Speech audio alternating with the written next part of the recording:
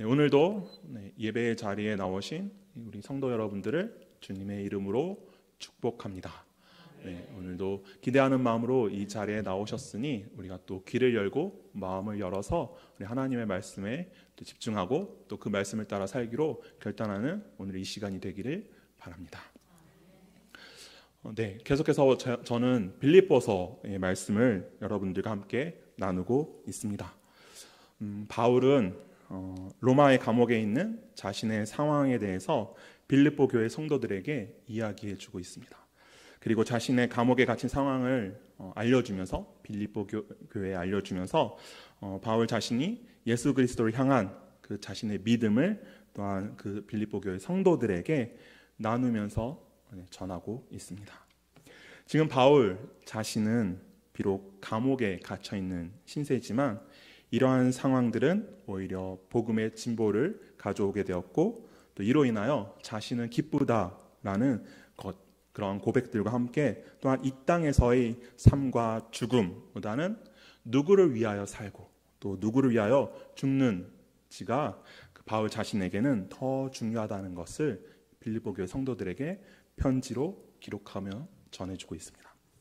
이러한 마음, 이러한 믿음을 가진 바울이 자신의 상황을 빌립보 교회에 알리면서 또한 믿음에 대한 이야기를 전하면서 빌립보 교회에 편지를 쓰게 된 이유나 그 쓰고자 했던 목적들이 여러 가지가 있을 수 있을 것입니다. 자신의 상황에 대한 설명을 하기 위한 이유도 있었고 그 상황을 맞이하면서 자신의 상황을 바울 자신이 어떻게 받아들이고 있는지 그 마음을, 바울 자신의 마음을 전하려는 그러한 이유도 있었을 것입니다. 그 바울의 마음은 기쁨과 감사의 마음도 있었고 또 살든지 죽든지 예수 그리스도를 향한 마음이다라는 것도 있었습니다. 그런데 바울이 빌립보 교회에 편지를 쓰는 또 다른 이유가 있었는데 그것은 이 빌립보 교회에는 그 교회가 마주한 어떤 문제들이 있었고 또 그 문제들을 바울이 자신의 가르침이나 충고로 해결해 주고 싶은, 돕고 싶은 그러한 마음이 있었던 것입니다. 그 문제들, 빌립보 교회 안에 있는 문제들도 여러 가지가 있었는데 그 중에 하나는 이 빌립보 교회에 바람직하지 못한 다툼들 그리고 그 교회를, 빌립보 교회를 대적하는 그러한 사람들이 이 문제의 일부였습니다. 이러한 문제들로 인하여서 빌립보 교회 성도들에게는 두려움이 있었고 또 그들은 이것들을 고난으로 받아들였습니다. 그렇기 때문에 바울은 빌립보 교회의 그 문제 해결을 위한 충고의 메시지를 편지를 통하여서 기록하고 있는 것입니다. 바울은 언젠가 다시 빌립보 교회를 방문하여서 그들을 만나서 직접 이야기를 나누고 그러한 싶은 마음이 바울에게 있었지만 지금 당장은 바울이 어디에 있습니까? 감옥에 있는 그런 상황 때문에 그 빌립보 교회를 다시 방문할 기약이 없는 그런 상황이었습니다. 그렇기 때문에 편지를 통하여서 그들 빌립보 교회에 자신의 생각과 마음을 전하고 있다라고 할 수 있습니다. 이러한 문제들을 돕고자 하는 그러한 해결 방법들이나 그러한 것들을 어떻게 그리스도인으로서 대처해야 하는지 그런 것들을 어떻게 바라보아야 하는지를 바울은 편지를 통하여서 전해주고 있다라는 것입니다. 바울이 이러한 여러 가지 문제들로 인한 어려움 속에 있는 이 빌립보 교회 성도들에게 남긴 가르침은 바로 그리스도의 복음에 합당하게 생활하라라는 것이었습니다. 복음에 합당한 생활, 복음에 어울리는 삶, 그것은 사도 바울의 평생에 걸쳐서 자신의 모든 인생을 걸고 나아가고자 하였던 삶이었고 또 빌립보 교회 성도들에게 바라는 그리스도인의 삶이었고 또한 이 빌립보 교회 성도들뿐만 아니라 모든 그리스도인들에게 그 믿는 예수 그리스도를 믿는 사람들을 향한 권면의 삶이었습니다. 특별히 이 복음에 합당한 삶에 대한 이야기를 하면서 바울이 사용한 표현은 원어의 의미로는 시민으로 살아가다라는 것입니다. 복음에 합당하게 생활하라라는 것이 원래 원어의 의미를 보면 시민으로 살아가다. 더 근본적인 뜻의 의미는 시민이 되다, 시민의 의무를 행하다라는 표현입니다. 제가 빌립보서를 처음 나누면서 이 빌립보 교회의 어떤 역사, 기원에 대한 이야기를 잠깐 이 지역의 특성들을 말씀드렸던 것 같습니다. 한 번 더 말씀드리면 이 빌립보라는 지역은 로마의 식민지였고, 빌립보 지역에 사는 사람들은 많은 사람들이 로마의 시민권자로서 이 빌립보 지역으로 이주해 와서 살던 사람들이었습니다. 어떤 사람들입니까? 바로 로마의 시민권을 가진 사람들이었습니다. 그들 대부분은 로마의 시민권을 가지고 있는 사람들이었기 때문에 시민이 되어서 시민의 의무를 행하면서 시민으로서 살아가는 것이 어떤 권리와 의무를 가지고 있는 것인지를 잘 아는 사람들이었다라는 것입니다. 그래서 바울은 바로 이 표현을 사용하면서 시민으로 살아가다라는 표현을 사용하면서 그들의 진정한 신분이 무엇이고 삶의 태도가 무엇이어야 하는지, 그리고 어떻게 생활하며 살아야 하는지를 이 빌립보 교회 성도들에게 말하고 있는 것입니다. 이 빌립보 교회 성도들의 신분, 즉 정체성은 무엇입니까? 로마의 시민권자이기 전에 이들은 믿음이 있는, 예수 그리스도를 믿는 그리스도인이었습니다. 바울은 그러한 빌립보 교회 성도들에게 로마의 시민으로서, 로마의 황제가 아닌 그리스도인으로서 예수 그리스도와 그의 나라를 위해 살아야 한다는 것을 가르치고 있는 것입니다. 그들은 빌립보에 사는 로마의 시민들이지만 그들이 그리스도인이기 때문에 그들의 왕은 오직 예수 그리스도시며 그들의 시민권은 하나님의 나라에 있다. 그렇기 때문에 그들이 따라야 할 것은 오직 복음이라는 것을 강조하면서 이야기하고 있는 것입니다. 그리고 이 복음은 그리스도의 복음입니다. 그리스도의 복음은 그리스도에 관한 복된 소식, 예수 그리스도에 대한 관한 복된 소식을 말하고 있는 것이고, 그 예수 그리스도로 말미암아 구원을 받은 성도들을 거룩한 삶으로 초청하는 바로 그러한 복음입니다. 바울은 이 빌립보 교회에 이 그리스도, 우리의 구원자이시고 주님이신 이 예수 그리스도의 복음에 합당한 모습으로 살라라고 말하고 있는 것입니다. 바울이 빌립보 교회의 복음에 합당한 모습으로 살라라고 하면서 이야기하는 첫 번째는 한 마음으로 서서 한 뜻으로 복음의 신앙을 위하여 협력하는 것이고, 또 무슨 일에든지 대적하는 자들 때문에 두려워하지 않는 것입니다. 이 표현이 27절과 우리가 오늘 읽은 27절과 28절에 나와 있는데, 우리가 함께 27절과 28절을 읽어보겠습니다. 오직 너희는 그리스도의 복음에 합당하게 생활하라. 이는 내가 너희에게 가보나 떠나 있으나 너희가 한 마음으로 서서 한 뜻으로 복음의 신앙을 위하여 협력하는 것과 무슨 일에든지 대적하는 자들 때문에 두려워하지 아니하는 이 일을 듣고자 함이라. 이것이 그들에게는 멸망의 증거요 너희에게는 구원의 증거니 이는 하나님께로부터 난 것이라. 아멘. 왜 이런 이야기를 하는 것일까요? 바울이 빌립보 교회에 복음에 합당하게 생활하라 라고 얘기하면서 한 마음 한 뜻 협력하여서 라는 이야기를 하는 이유는 지금 이때에 빌립보 교회가 서로 나누어져 있었기 때문입니다. 당시 빌립보 교회는 서로 겸손하지 못하여서 자신의 주장만을, 자신의 생각만을 강하게 이야기하면서 다른 사람들의 마음을 헤아리지 못하고 다른 사람들의 생각을 이해하지 않으면서 서로 나누어져서 대립하고 있었습니다. 그러한 사람들이 이 빌립보 교회 안에서 내분을 일으키고 분열을 만들고 있었습니다. 교회의 이러한 모습은 복음에 합당한 모습으로 사는 그리스도인들이 모인 교회 공동체의 올바른 모습이 아니다라는 것입니다. 하나님 나라의 시민으로 산다는 것은 이기적이며 개인주의적인 삶이 아니라 공동체 안에서, 공동체 구성원으로 올바르게 사는 것을 말합니다.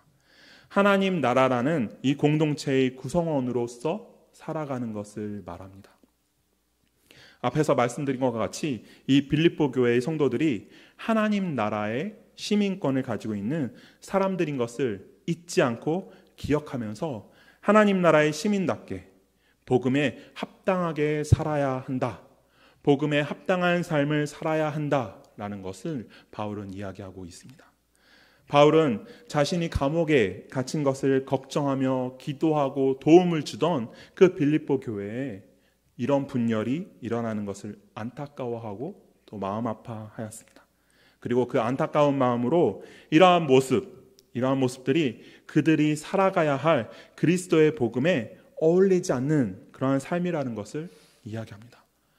분열이 있고 대립이 있는 그러한 모습은 교회 안에서 그들이 온전한 그리스도인의 모습으로 어울리지 않는다라는 것을 바울은 이야기하고 있습니다.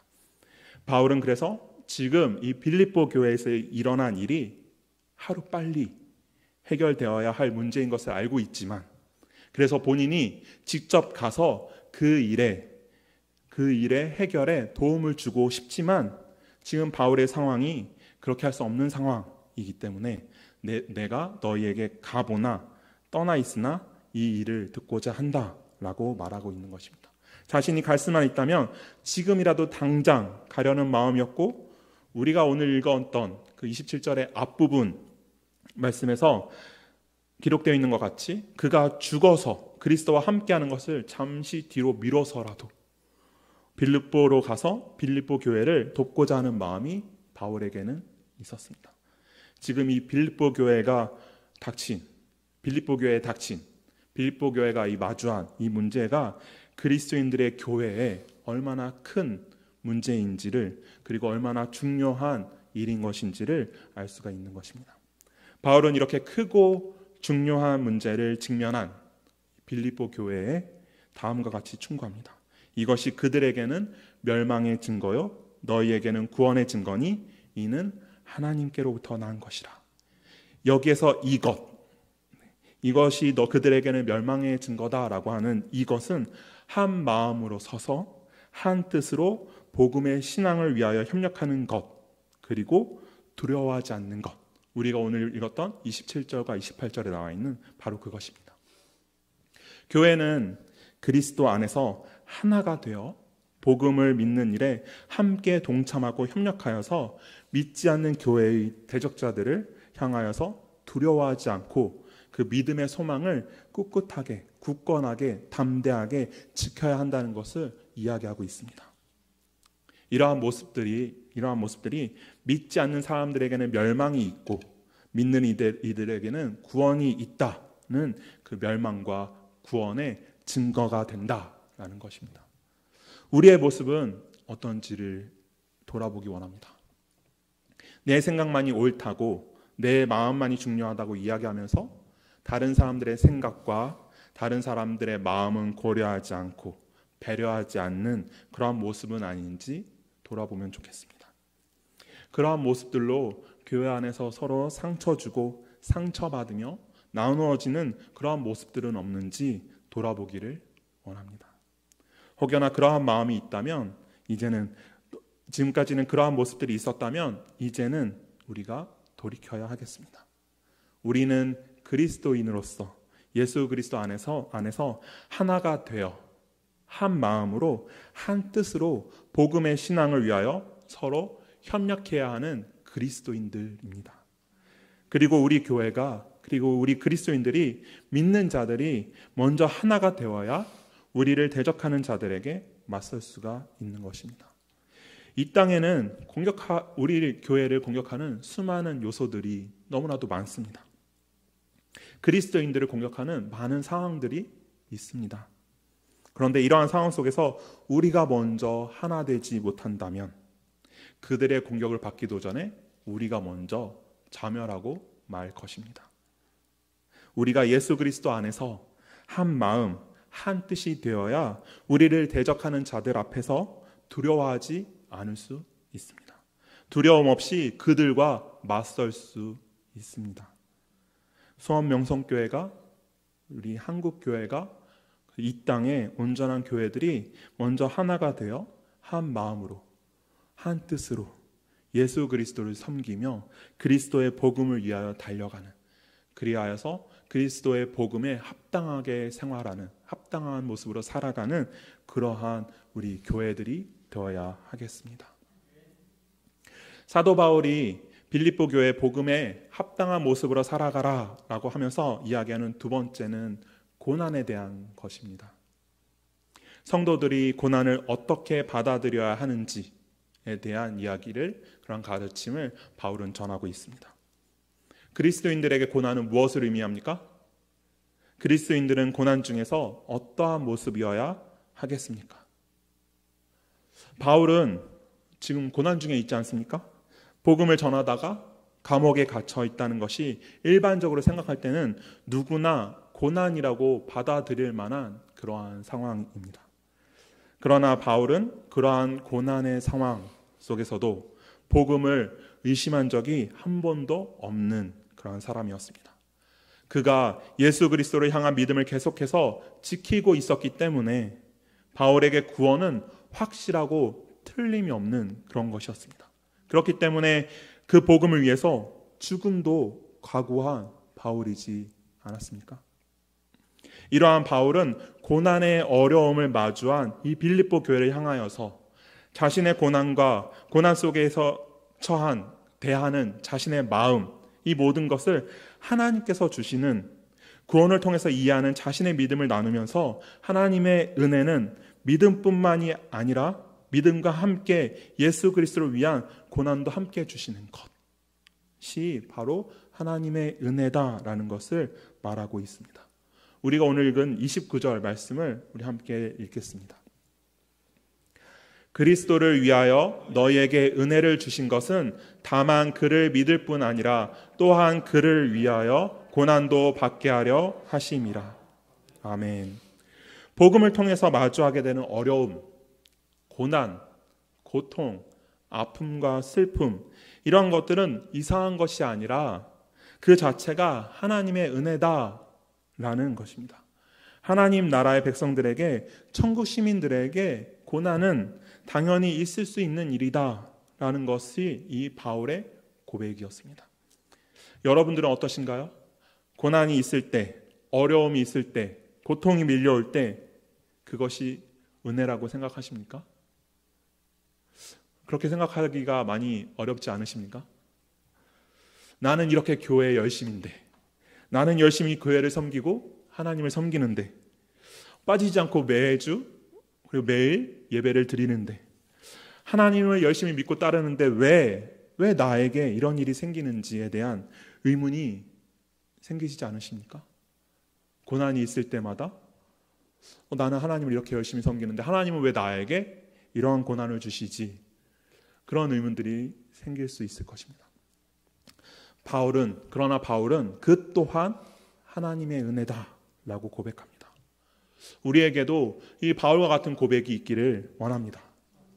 그러한 고난이 우리 앞에 다가왔음에도 불구하고 끝까지 흔들리지 않고 그 믿음을 지키면서 계속해서 앞으로 주님을 향해 나아가는 것을 하나님께서 원하신다는 것을 깨달으시길 바랍니다. 고난과 고통 앞에서 주저앉고 마는 것이 우리의 믿음이라면 우리가 입술로 고백하는 그 하나님의 힘과 능력이 그것밖에 되지 않는다라는 믿음밖에 되지 않습니다. 고난 중에 힘들어서 복음에 합당한 모습으로 우리가 살지 못한다면 우리에게 허락하시는 하나님의 은혜가 그것밖에 되지 않는다라는 믿음밖에 되지 않습니다.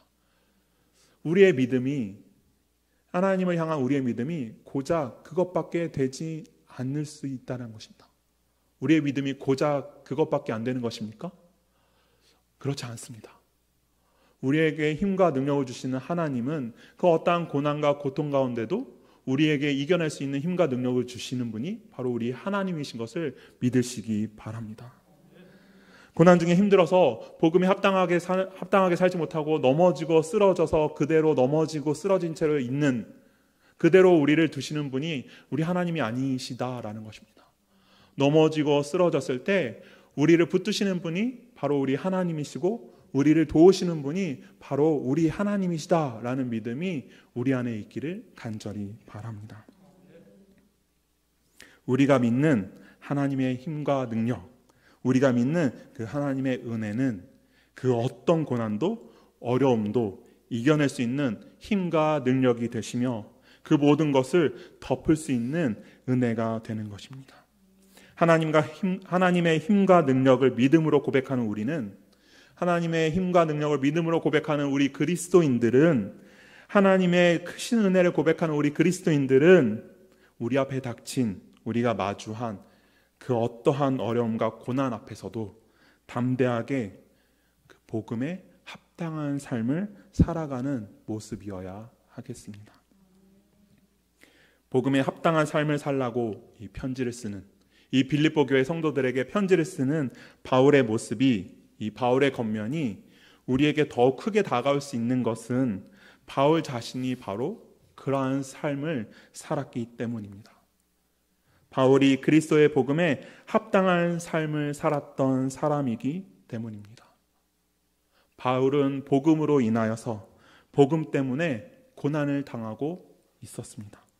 그러나 바울은 낙심하지 않고 낙담하지 않고 예수 그리스도를 놓지 않았고 그리스도의 복음에 합당한 삶을 살고 있습니다.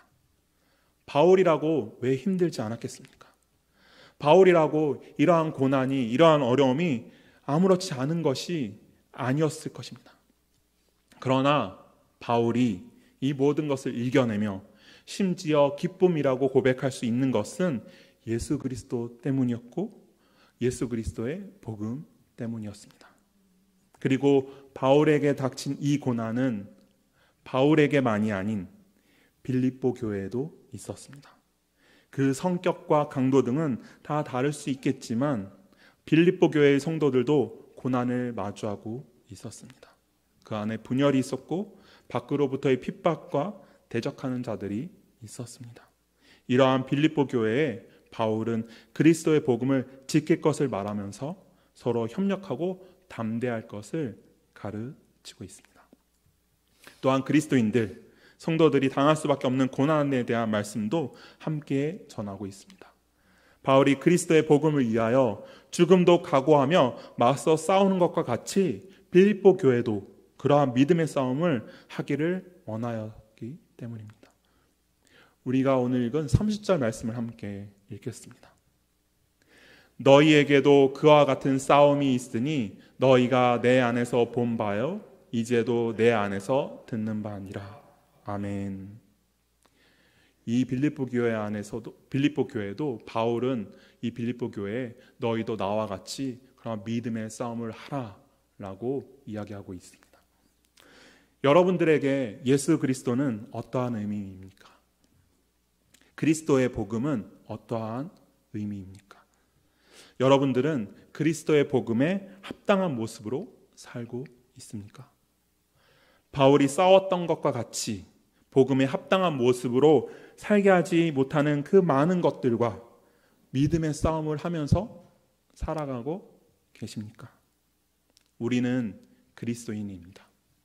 하나님 나라의 백성, 하나님 나라의 시민권을 가진 시민입니다. 그리스도인으로서 그리스도의 복음에 합당한 삶을 사는 그리스도인들이 다 되시기를 간절히 바랍니다.